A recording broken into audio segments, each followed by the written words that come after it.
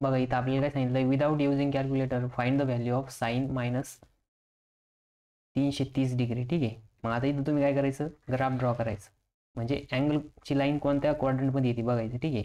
आता काय आहे की आपल्याला निगेटिव्ह अँगल दिलेला आहे, म्हणून कसं काय करशील, निगेटिव्ह अँगल असेल, निगेटिव्ह अँगल जर द्यायला असेल तर आपण काय करायचं,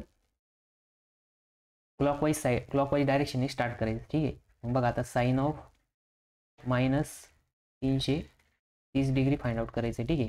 तर मायनस 330 डिग्री म्हणजे याचा अर्थ काय आहे, निगेटिव्ह अँगल आहे. काय निगेटिव्ह अँगल. मग निगेटिव्ह अँगल येणार क्लॉकवाईज. ठीक आहे. मग क्लॉकवाईज ड्रॉ करा. मग क्लॉकवाईज म्हणल्यानंतर ना बघा इथून स्टार्ट करायचं कधी पण. काय आहे इथं 0 आहे, इथं काय आहे 0 आहे. ठीक आहे. या 0 पासून स्टार्ट करायचं, इथं हे 90. आता या 0 पासून क्लॉकवाईज डायरेक्शनमध्ये स्टार्ट करायचं. ठीक आहे. मग क्लॉकवाईज डायरेक्शनमध्ये 330. मग आता बघा तुम्ही इथून स्टार्ट करणार, इथून एवढं झालं 90, इथून एवढं झालं 180, इथून एवढं झालं 270. मग 270च्या पुढे किती जायचं आहे अजून, बघा 270 प्लस 30 300 आणि 300 प्लस 30 म्हणजे अजून इथं आपल्याला 60 डिग्री पुढे जावं लागलं इथपर्यंत. ठीक आहे. म्हणजे इथपर्यंत काय आहे की 270 इथपर्यंत होतं आणि इथून पुन्हा आपण काय केलं 60 डिग्री पुढे गेलो. मग बघा आता इथं अँगल लाईन ड्रॉ करायची. ठीक आहे. मग आपण ही लाईन ड्रॉ केली. आता हे किती आलं बघा, इथं हे 90 डिग्री, नंतर हे 180 डिग्री, नंतर हे 270 डिग्री ह्या डायरेक्शनमध्ये, प्लस इथं हे 60 म्हणजेच टोटल किती आलं 300. मग बघा मी इथं लिहितो minus 330 degree is equals to minus sine common 270 plus 60 degree. ठीक आहे. किंवा तुम्ही या 330ला असं पण लिहू शकता. आता बघा 330ला तुम्ही काय करू शकता, 330 इक्वल्स टू मायनस कॉमन घ्यायचं 360 डिग्री मायनस 30 डिग्री. मग 360 मधून जर तुम्ही 330 डिग्री जर मायनस केली, 30 डिग्री जर मायनस केली तरी पण तुम्हाला आन्सर काय भेटणार आहे, मायनस 330 डिग्री भेटणार आहे. ठीक आहे. सेमच आहे. मग आता बघा आपल्याला इथं काय आहे की इथं विचारलेलं काय आहे बघा, इथं विचारलेलं आहे आपल्याला साइन ऑफ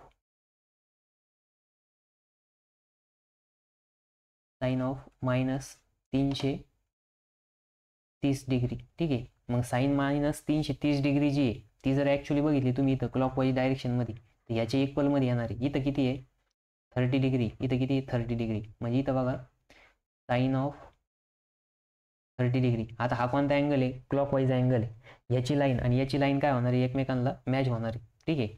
म्हणजे याचा अर्थ काय की साइन 330, साइन मायनस 330 आणि साइन 30 हे दोघं कसे सेम आहे. मग बघा इथं आपण लिहिणार sine of minus 330 is equals to sine of 360 minus 30 किंवा साइन ऑफ 30 डिग्री. ठीक आहे. म्हणजे आता साइन 30 किती आहे 1/2 आहे. किती आहे 1/2. म्हणजेच काय याचा अर्थ की साइन ऑफ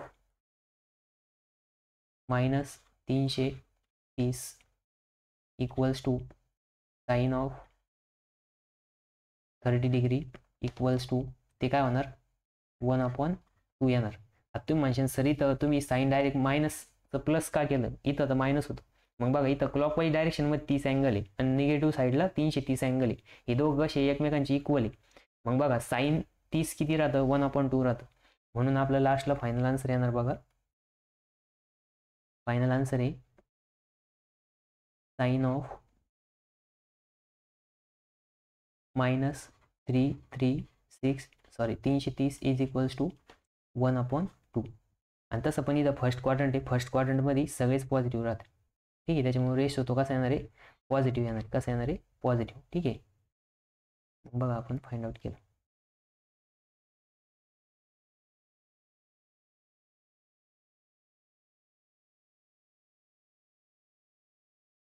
बघा तुम्ही काय की एक्स ॲक्सिसच्या अबाउट इन्क्लिनेशन बघायचं. कशाच्या अबाउट इन्क्लिनेशन बघायचं, एक्स ॲक्सिसच्या अबाउट.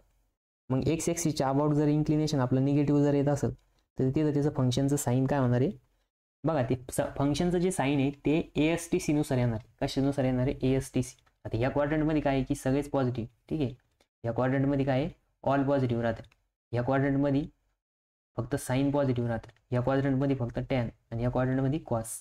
मग त्याचं करस्पॉन्डिंग जर फंक्शन दिलेलं असेल आणि त्याच्या करस्पॉन्डिंग क्वाड्रंटमध्ये करस्पॉन्डिंग फंक्शनचा रेशो काय येणार आहे? पॉझिटिव्ह येणार. एवढं तुम्ही लक्षात ठेवायचं. ठीक आहे.